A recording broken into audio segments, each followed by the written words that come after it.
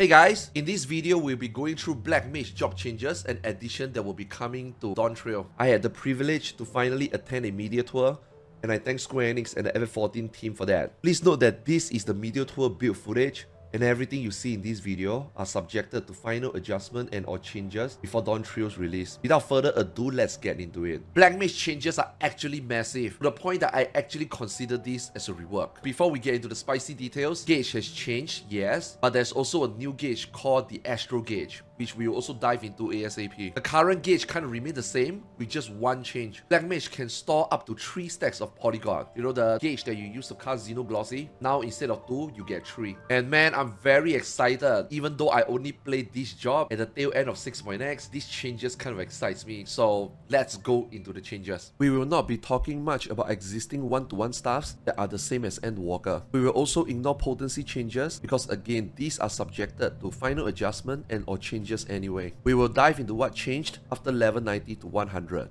including traits and staff that got changed below level 90. Enhanced Swift Cast and Enhanced Arrow is the same as Yoshi P mentioned in the PLL. It basically have a lower CD for Swift Cast, and Arrow is extended from 10 to 15 seconds. Enhanced Enochian, Inochan! That is just generally raising Black Mage magical potency. Enhanced Ley Lines allows you to use Retrace that lets you move the ley line to your new location. This can only be used once per ley line. Enhanced Polyglot, this allows 3 stacks of Xenoglossy instead of 2 in Endwalker. Sadly, or shall we sing in joy, Sharpcast is gone. They removed the ability to guarantee procs with Sharpcast, but don't worry, more changes as follows will even things out. So here comes the new addition to Black Mage, the Astro Gauge. This is enabled once you are level 100. Whenever you cast Firefall or Flare, you gain stacks of Astro Soul. Note that High Fire 2 does not give any stack of stacks. Once you gain 6 stacks of Astro Soul, you can cast Flare Star. All Thunder spells, single target and AoE, has gone through changes. You can no longer cast them anymore. All the Thunder spells are only available as an instant spell after you meet the requirements. So in order for you to cast any Thunder spell, you need the buff Thunderhead. Some way to gain the buff Thunderhead are via gaining Astro Fire or Umbral Eyes from an unexpected state, or changing between their influences as shown in this tooltip. There are of course more ways to gain the buff. Paradox, which is now only available in Fire state, RIP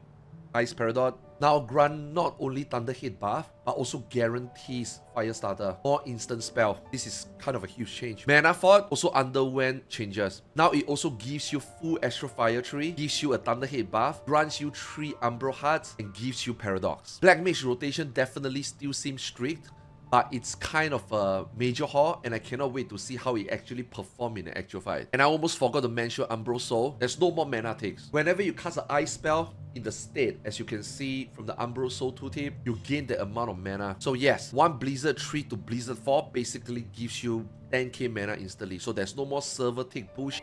You go right back into Fire state and you blast. First impression as a non-try-hard, super optimized Black Mage, the addition and changes are exactly what I felt Black Mage needed. You get easier thunder management, and you get more consistent if not guaranteed procs. Black Mage currently in Endwalker is way too complex if you want to optimize. If you know what I'm talking about, you know what I'm talking about. These new changes definitely make Black Mage less stressed, but don't get it mistaken, I don't think it's brain dead. You can still drop your buff, and you can still mismanage your procs, drop your dot from thunder, and you can still do bad damage. I just feel overall the general players will be able to get more into Black Mage, and I think the super try-hard, career and optimized Black Mage will maybe see these changes and think that it's an L. However, I have no doubt that these players will still find a way to optimize the heck out of this new Black Mage, because you know what? Transpose is still there. So don't worry guys, Transpose is not gone. I intentionally leave it to this point to show you so that you guys don't freak out.